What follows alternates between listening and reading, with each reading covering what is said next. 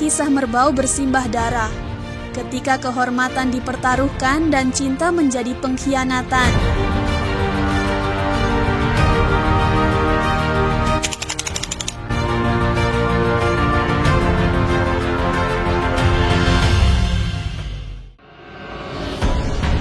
Di tanah Riau, di sebuah desa kecil bernama Merbau, terjadi kisah yang bukan sekadar cerita rakyat, tetapi sejarah penuh pengkhianatan, keberanian, dan dendam. Ini adalah kisah Panglima Ali, seorang pejuang yang menghadapi dua musuh besar, para bajak laut dan sahabatnya sendiri. Pada masa kepemimpinan Datuk Setia Indra, atau yang dikenal sebagai orang kaya Saman, negeri Merbau diambang kehancuran. Para nelayan tak bisa melaut karena bajak laut yang sangat merajalela. Dengan tegas, Oke Saman mengutus Panglima Abbas, seorang tokoh penting di kerajaan kecil ini, untuk menumpas mereka para bajak laut yang merajalela.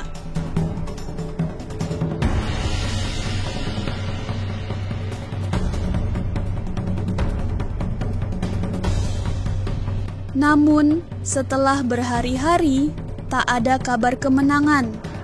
Panglima Abbas ternyata tak pernah berperang. Ia bersembunyi, lalu pulang membawa cerita palsu dengan mengatakan bahwa mereka sudah kalah. Tapi semua itu hanyalah tipu daya. Panglima Abbas memiliki rencana jahat. Ia ingin menyingkirkan Panglima Ali, sahabatnya sendiri, demi merebut Jamilah, kekasih Panglima Ali. Dengan berita kekalahan palsu, ia berharap Datuk Setia Indra akan mengirim Panglima Ali menggantikan tugasnya.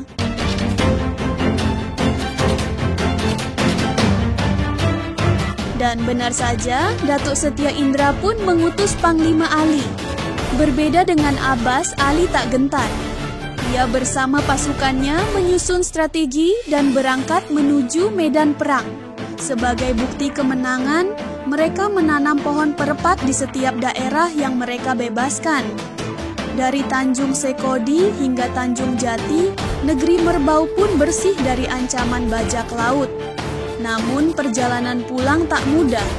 Angin kencang membuat perahu mereka tersangkut di pohon bakau di Tanjung Padang. Dengan marah, Panglima Ali bersumpah bahwa bakau di tempat itu tak akan pernah tumbuh tinggi. Sumpah itu menjadi kenyataan hingga kini.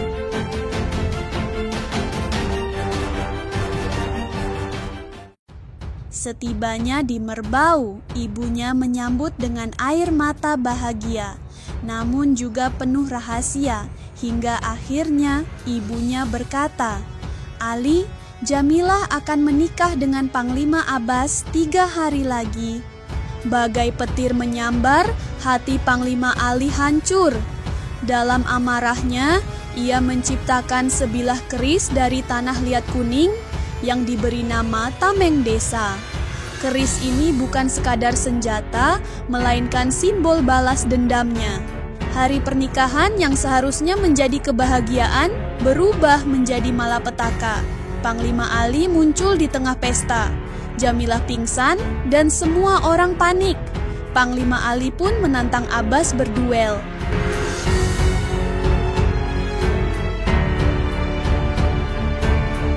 Duel tak terhindarkan. Kedua panglima bertarung habis-habisan, tak ada yang mundur. Namun tiba-tiba sebuah tragedi mengenaskan terjadi. Tanpa sengaja, Panglima Abbas malah menusuk Jamilah. Gadis itu tewas seketika, dunia seolah runtuh bagi Panglima Ali. Dengan amarah yang membara, ia menebas Panglima Abbas, menancapkan keris Tameng Desa tepat ke jantungnya.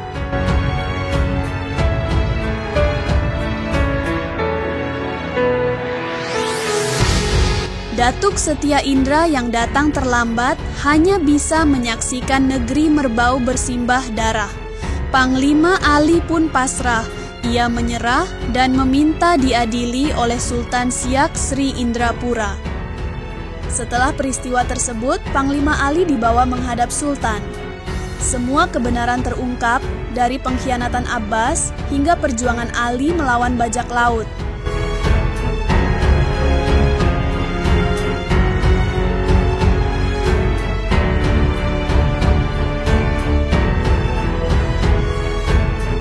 Sebuah peristiwa yang membuat Panglima Ali kehilangan segalanya.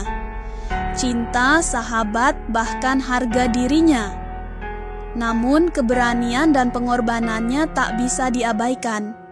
Setelah melalui berbagai pertimbangan yang matang, Sultan memutuskan. Datuk Setia Indra yang masih bergelar orang kaya Saman dinaikkan menjadi Datuk Setia Indra, sedangkan Panglima Ali mendapat gelar orang kaya Setiapati.